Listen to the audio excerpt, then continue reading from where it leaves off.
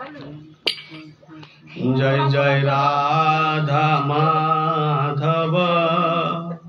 जय कुंज बिहारी जय राधा माधव जय कुंज बिहारी जय राधा माधव जय कुंज बिहारी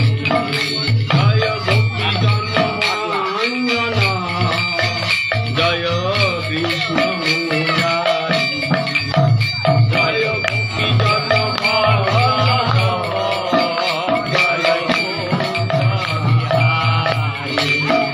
जय जय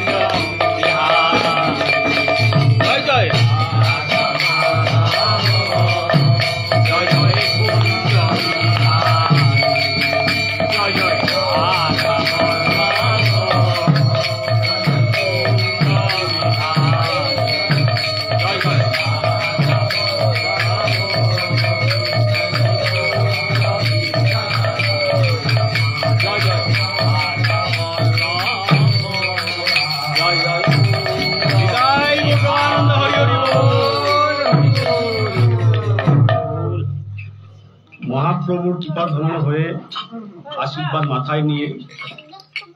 आपनादेर सकलेर चरणधुनी माथाय निये किछु कथा भगवानेर मुखनिसृत किछु कथा एखाने आमरा बोलबो एबं आस्वादन करब सकले मिले कारण आमादेर एखाने तो केउ छोट बड़ केउ नेই एखाने सकलेই समान আমরা হরিকথা শুনতে এসেছি হরিকথা প্রচার করতে এসেছি এবং যে যেমন ভাবে আস্বাদন করার সেইভাবে আমরা আস্বাদন করছি আমরা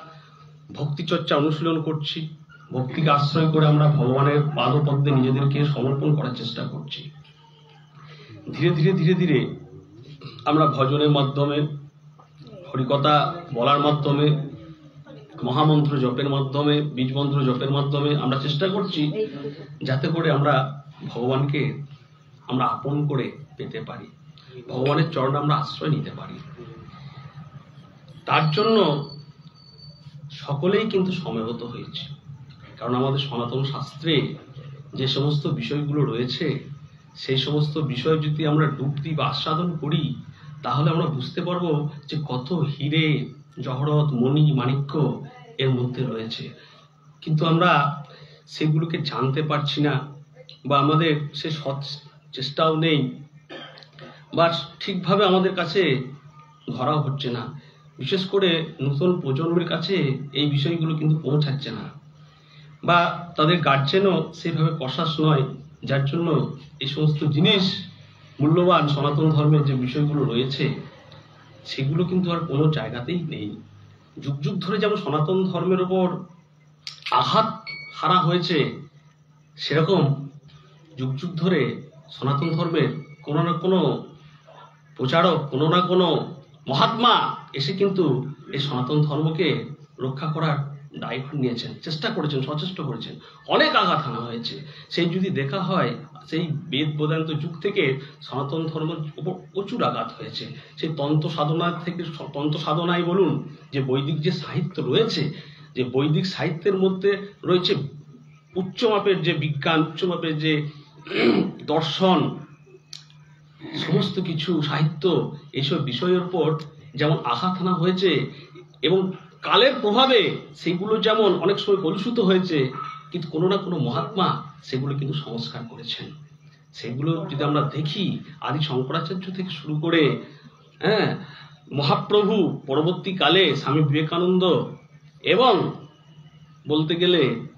কিছুটা হলেও বর্তমান যে প্রজন্মে ইস্কন এবং যে ভক্তি বেদান্ত স্বামী প্রভুপাদ, তিনিও কিন্তু এইটাকে রক্ষা করার জন্য কিন্তু সচেষ্ট হয়ে লেগেছেন, যার ফলপ্রসূ হিসাবে কিন্তু আজ সারা বিশ্বে এই সনাতন ধর্মের একটা জোয়ার এসেছে। নিতাই গৌর হরি হরি। আজ ইস্কনের আমি কেন বলছি, এইখানে কিন্তু অনেকে নানা ধরনের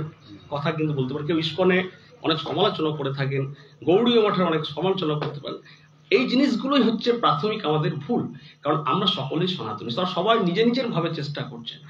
তারা এই ইস্কন কেন এতটা প্রচার বিস্তার করতে পেরেছে, একমাত্র কারণ হচ্ছে নিষ্ঠা, আচার এবং ডিসিপ্লিনকে তারা আঁকড়ে ধরে তারা প্রচার করছে। মহাপ্রভুর যে সমস্ত কথা, মহাপ্রভুর যে সমস্ত আচরণ, মহাপ্রভুর যে সমস্ত অমৃত বাণী আজকে তারা সারা বিশ্বে ছড়িয়ে দিয়েছে এবং নানা রকম বিপদে তারা সম্মুখীন হয়েছে। কি বাংলাদেশ, কি পাকিস্তান, কি আরব, এমনকি পোল্যান্ডে। এই প্রসঙ্গে একটা কথা বলে আমি তারপরে গীতাতে প্রবেশ করব, যে এই সনাতন ধর্মের উপর যে আঘাত শুধু যে মুসলিমরা করেছে তাই নয়, শাস্ত্র পুড়িয়ে দিয়ে দেওয়া হয়েছিল মুসলিমদের 700 বছর শাসনকালে। যে এই প্রসঙ্গে আরেকটা কথা বলে রাখি, এগুলো জানা রাখা দরকার প্রচারের মাধ্যমে, যে মুসলিমরা যখন এই শাস্ত্রগুলোকে পুড়িয়ে দিচ্ছিল, তখন সনাতন ধর্মের যে সমস্ত ঋষি মুনিরা ছিলেন তারা সচেষ্ট করেছেন যে কিভাবে এগুলো রক্ষা করা যায়। তখন তারা তাদের প্রিয় শিষ্যের কাছে গিয়ে বলেছিলেন যে এই যে তোমাদেরকে আমরা শাস্ত্র অধ্যয়ন করাচ্ছি, গুরুদক্ষিণা একটু দিতে হবে। তারা বলেছেন, তারা সদ্গুরু চরণাশ্রয় করে বলেছিলেন কি আমাদের করতে হবে। তারা বলেছেন যে তোমাদের কিছুই করতে হবে না, তোমরা এই যে কি করবে না, এইগুলো যে শাস্ত্র রয়েছে বেদ, এইগুলোকে তোমরা অধ্যয়ন করো এবং মুখস্থ করো, এবং এক একজনাকে মুখস্থ করে এক একজনাকে সেগুলোকে মুখস্থ করাও। এবং এইটাকে কি করো না, যদি এই সমস্ত শাস্ত্র নাও থাকে, সনাতন শাস্ত্র যেন কোনোদিন শেষ হয়ে না যায়। তারা কিন্তু সচেষ্ট করে তারা কি করছে না, শিষ্যের মাধ্যমে এই ব্যাপারগুলোকে বা বেদটাকে তারা পরম্পরা অনুযায়ী কিন্তু বাঁচিয়ে রেখেছিলেন বা টিকিয়ে রেখেছিলেন। এবং যে সমস্ত শিষ্য যারা খুব মেধাবী ছিলেন, যারা 4টে বেদকেই অধ্যয়ন করে মনে রাখতে পেরেছিলেন, তাদেরকে বলা হয় চতুর্বেদী বা চবে। এগুলো মানে জানতে হবে। যারা 3টে বেদকে অধ্যয়ন করে মনে রাখতে পেরেছেন তাদের বলে ত্রিবেদী, 2টো বেদকে দ্বিবেদী, একটা বেদ বেদী। যারা